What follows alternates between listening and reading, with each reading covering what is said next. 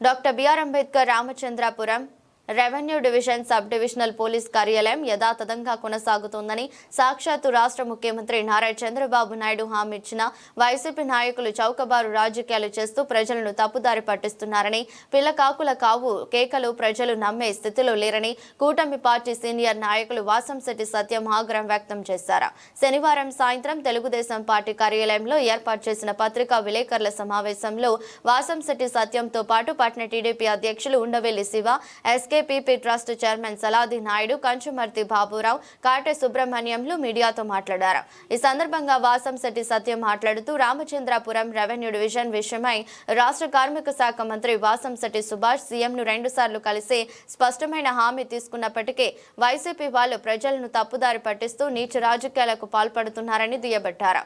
మా నాయకుడు చంద్రబాబు మాట తప్పేవాడు కాదని, ఈ విషయమై ప్రజలు ఎవరు ఆందోళన చెందవద్దని వివరించారు. వైసీపీ వాళ్ళు తమ ఉనికిని కాపాడుకునే ప్రయత్నంలో భాగంగానే ఈ తరహా క్రియలకు పాల్పడుతున్నారని విమర్శించారు. రామచంద్రాపురం సబ్ డివిజన్ తరలిపోతుందని వైసీపీ వాళ్లకు ఎవరు చెప్పారో చెప్పాలని సవాల్ విసిరారు. కార్యక్రమంలో కూటమి పార్టీ నాయకులు, పట్టణ మాజీ అధ్యక్షులు కడియాల రాఘవన్, కవల నానాజీ, శివాలయం చైర్మన్ గణేష్ శర్మ, గడి గోవిందు, చిల్లి నాగేశ్వరరావు, దొమ్మలపాటి విజయలక్ష్మి, యేసుదాసు, మురళి, సత్యబాబు పాల్గొన్నారు. ప్రజలు సంతోషంగా ఉండడం చూడలేని ప్రతిపక్షం వైఎస్ఆర్సీపీ పార్టీ నాయకులు ఒక అంశాన్ని ఎజెండాగా తయారు చేసుకుని, ఎందుకంటే ఈ 18 నెలల నుంచి వీరికి సుభాష్ గారి మీద మాట్లాడడానికి కానీ, కూటమి ప్రభుత్వం గురించి మాట్లాడడానికి కానీ ఏ విషయాలు లేవు. ఎందుకంటే ఇక్కడ సంక్షేమం ఒకవైపు, అభివృద్ధి ఒకవైపు కూటమి ప్రభుత్వం నాయకత్వంలో జరుగుతుంది.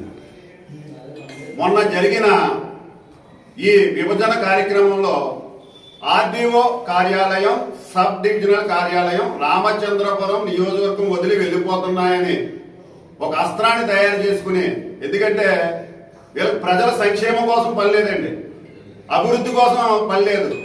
వీళ్ళు నిజమైన పోరాట యోధులు అయితే ఈ 18 నెలల్లో మాలో లోపాలు ఏమైనా ఉంటే ముందు అవి పెట్టి చెప్పి ప్రజలకు సహాయం చేతురు.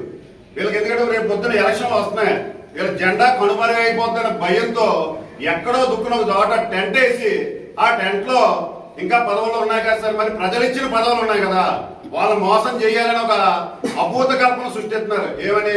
ఈ రామచంద్రపురం నియోజకవర్గంలో ఉన్న RTO office, sub divisional office కూడా వెళ్లిపోతున్నాయని. ఈ మాట ఇచ్చింది ఎవరయ్యా? గౌరవ ముఖ్యమంత్రి వారు శ్రీ నారా చంద్రబాబు నాయుడు గారు స్థానిక శాసనసభ్యులు వాసంశెట్టి సుభాష్ గారిని పిలిపించి, అంటే ఒక ముఖ్యమంత్రి గారి మాట ఇస్తే దాని అర్థం కూడా తెలియని స్థితిలో ఉన్న ఈ రామచంద్రపురం నియోజకవర్గ ప్రతిపక్ష నాయకులందరికీ మేము గౌరవిస్తాం కాబట్టి విన్నపమని చెప్తున్నాం. దయచేసి మీరు అర్థం చేసుకోవాలి. ఈ మాట చెప్పింది ఎవరు? గౌరవ ముఖ్యమంత్రి వర్యులు. గౌరవ ముఖ్యమంత్రి వర్యులు ఒక కేబినెట్ సమావేశంలో ఈ మాటను ఉచ్చరిస్తే, అదే విషయాన్ని లోకల్ స్థానిక శాసనసభ్యులు, గౌరవ కార్మిక శాఖ మంత్రి వర్యులు ప్రెస్ మీట్ ద్వారా విజయవాడ నుంచి లైవ్ కవరేజ్ ఇస్తే, అయినను వీళ్ళకి అడ్రస్ లేదు కాబట్టి మేము ఇంకా ఉన్నామని చెప్పుకోవడానికి ఒక టెంట్ వేసి రామచంద్రపురంలో ఉన్న ఈ ఆఫీసులు వెళ్ళిపోతున్నాయి అని పెట్టుకుని, దానికి కొంతమంది కలుపుకుని, వీళ్ళకి స్వార్థం ఉంది. నేను బహిరంగంగా చెప్తున్నాను. ఎందుకంటారేమో ఆ స్వార్థం. వీళ్ళకి మనుగడ లేదండి, ప్రజా సమస్యల మీద పోరాడే శక్తి లేదు. మాలో ఉన్న లోపాలు ఉంటే గనక ఇవి లోపం చేస్తున్నారని చెప్పే ధైర్యం లేక మసిపూసి మారేడిగా రాసి, ఎందుకంటే ఈ ఒకే ఒక్క క్వశ్చన్ మీ పత్రికా విలేకరులు కూడా బాధ్యత ఉంది కాబట్టి మీ సభాముఖంగా అడుగుతున్నాను. అసలు ఆర్డీఓ ఆఫీసు, ఈ సబ్ డివిజనల్ ఆఫీసు ఈ ప్రతిపక్ష నాయకులకి, మిగిలిన వారికి చెప్పింది ఎవరు అనేది రేపు బహిరంగంగా చెప్పమనండి. ఒక ముఖ్యమంత్రి గారు చెప్పారా? ఒక కలెక్టర్ గారు చెప్పారా? లేకపోతే దానికి సంబంధించిన రెవెన్యూ మినిస్టర్ చెప్పారా? వీళ్ళకి ఎవరు చెప్పారని వీళ్ళు ప్రజలనే కాకేసి సంతకాలు పెట్టిస్తున్నారు. దీనికి ఏమన్నా వీళ్ళ దగ్గర ఏమన్నా అంటే ఇంకా జగన్మోహన్ రెడ్డి చెప్పిందే చేస్తున్నారు. జగన్మోహన్ రెడ్డి ఉద్దేశం ఏంటి? ఎక్కడ శాంతి భద్రతలు ఉంటే అక్కడ విఘాతం కలిగించడం. వాసంశెట్టి సుభాష్ గారి పాలనలో ప్రతిపక్షం లేదు, స్వపక్షం లేదు, అందరూ సమానమే. దానికి ఉదాహరణే ఆయన చేసే సేవా కార్యక్రమాలు. కానీ పచ్చని సంసారంలో నిప్పులు పోసే ఈ ప్రతిపక్ష నాయకులు పట్టుకునే జెండా ఎజెండా ప్రజలకు తెలియాలి.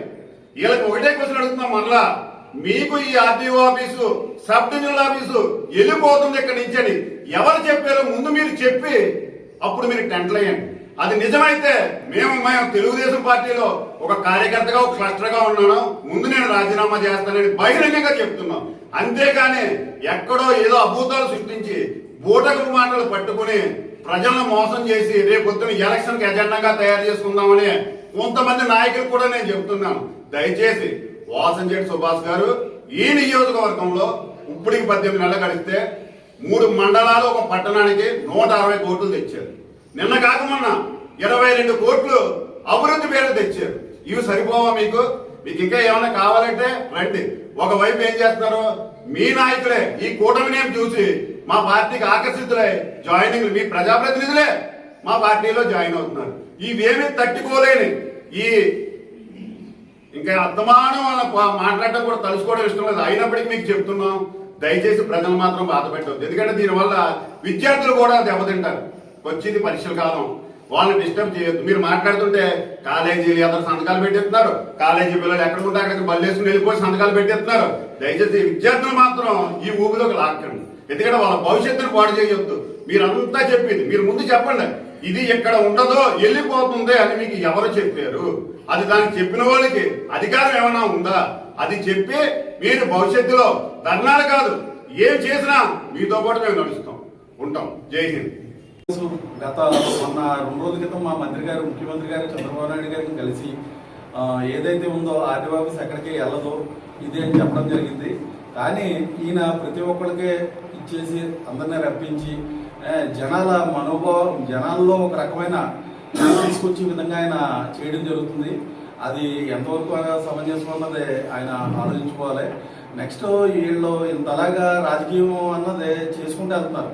గతం మనం చూసుకుంటే వీళ్ళు అసలు వైసీపీ పార్టీ దాని గురించి ఫస్ట్ మనం ఆడుకుంటే 2012లో 2014లో ఇక్కడ మనకి 12లో వచ్చింది, 14లో ఇక్కడ కొత్తగా బిల్డింగ్ కట్టి ఆర్డీఓ ఆఫీసు పెట్టడం జరిగింది.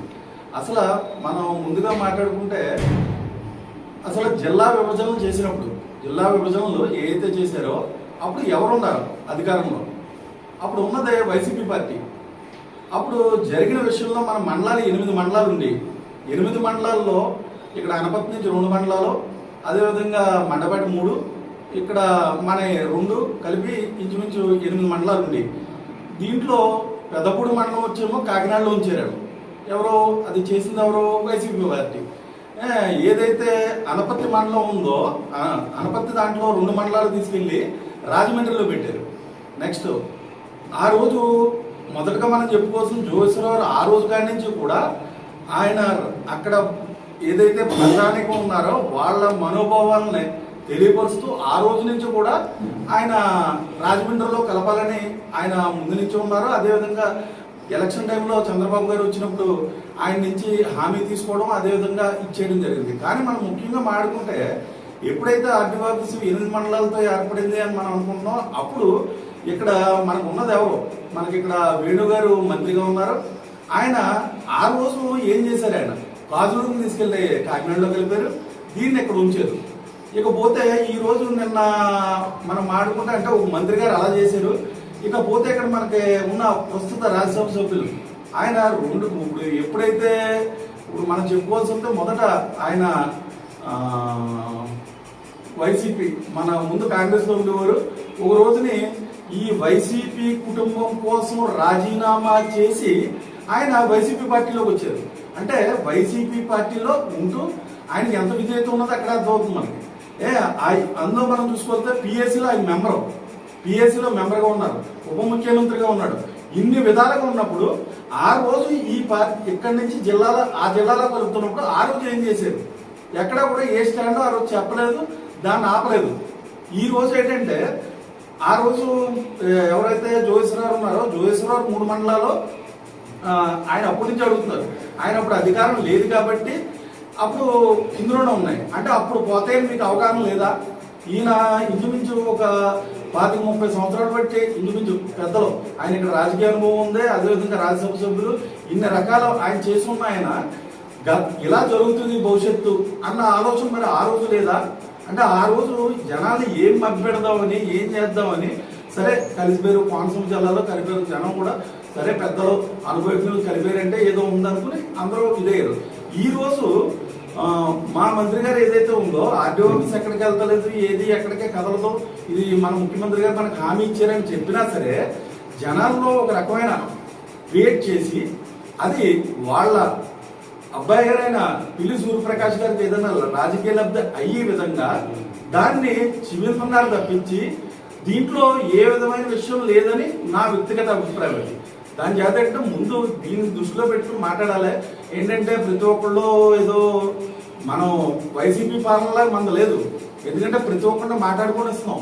ఆ రోజుల్లో రోడ్డు మీద ఒక్కరిని కూడా మాట్లాడిచ్చేవారు కాదు. ఒక పోలీసు డిపార్ట్మెంట్తో ఉక్కు పాదం ఊపేవారు. మనం ఉందంటే ప్రజలు ఏదైతే మనకి రాజ్యాంగం ఇచ్చిందో హక్కుని ప్రతి ఒక్కరిని కూడా మాట్లాడుకొని వస్తున్నాం మనం. అది ఉంది కదా అని వీళ్ళ జనాల్లో ఒక తప్పుడు సంకేతాలు తీసుకెళ్తా వీళ్ళ పర్సనల్ రాజకీయ లబ్ధి కోసమే ఇది జనాల్లో తీసుకొస్తున్నారు తప్పించి దీంట్లో వేరేది ఏమీ లేదని ఇది నా వ్యక్తిగత అభిప్రాయం అని తెలియజేసుకుంటున్నాను సార్. అందరికీ నమస్కారం. నిన్న వైఎస్ఆర్ పార్టీ నాయకులు రామచంద్రాపురం మున్సిపాలిటీ ఎదురుగా నిరసన కార్యక్రమం ఏర్పాటు చేసి అక్కడ ఉన్నటువంటి కార్యకర్తలు కానీ ప్రతిపక్ష నాయకులు సూర్యప్రకాష్ గారు కానీ అలాగే రాజ్యసభ సభ్యులు పిల్లి సుభాష్ చంద్రబోస్ గారు కానీ కొన్ని మాటలు మాట్లాడడం జరిగింది. అంటే రామచంద్రపురం నియోజకవర్గంలో ఉండేటువంటి ఆర్డీఓ ఆఫీస్ కానీ డిఎస్పీ ఆఫీస్ కానీ ఇవన్నీ కూడా తరలి వెళ్ళిపోతున్నాయి, ప్రజలందరూ కూడా అప్రమత్తం ఉండని వారు చెప్పడం జరిగింది. అసలు ఒక్కసారి మీకు ఒక ప్రశ్న వేస్తున్నాను. ఈ యొక్క వైఎస్ఆర్ పార్టీలో ఉండేటువంటి ప్రతిపక్ష నాయకులు పెద్ద నాయకులు ఇక్కడ ముగ్గురు ఉన్నారు. తోట తిరుమూర్తులు గారు ఎమ్మెల్సీ, రాజ్యసభ సభ్యులు పిల్లి సుభాష్ చంద్రబోస్ గారు, అలాగే మాజీ మంత్రివర్యులు చెలుగోడు శ్రీనివాస వేణుగోపాలకృష్ణ గారు. అసలు మీ ముగ్గురికి కూడా ఏ స్టాండ్ ఉంది ఇక్కడ? దీని మీద ఈ నిర్ణయం మీద అసలు మీకు సరైనటువంటి అవగాహనే లేదు. ఎందుకంటే గతంలో ఈ జిల్లా కోనసీమ జిల్లా అంటే మన నియోజకవర్గం కోనసీమ జిల్లాకి వెళ్ళేటప్పుడు ఇదే నియోజకవర్గాన్ని పాలిస్తున్నటువంటి మంత్రివారు చెలుగోడు వేణుగోపాలకృష్ణ గారు మేమందరం కూడా ఎస్సీ ఎస్టీ ఫెడరేషన్ తరఫున అనేక వేల మంది మేము ఇక్కడ మున్సిపాలిటీ ఎదురుగా నిరసన తెలియజేస్తూ ఉంటే ఇదే వైసీపీ నాయకులు కార్యకర్తలు మాకు ఖచ్చితంగా కోనసీమ అంబేద్కర్ కోనసీమ జిల్లాలోనే ఉండాలని, పైగా 250 కోట్లతో మంత్రి గారు బ్రిడ్జి కట్టేస్తారని చెప్పి గ్రాఫిక్స్ లో మాకు అందరికీ కూడా సెల్ ఫోన్ లో గ్రాఫిక్స్ గీయించి చూపించడం కూడా జరిగింది. అప్పుడు ఎవరో కూడా ఇట్లా వెళ్ళినప్పుడు తిరుమూర్తులు గారు కానీ బోస్ గారు కానీ ఎవరో కూడా మాట్లాడలేదు.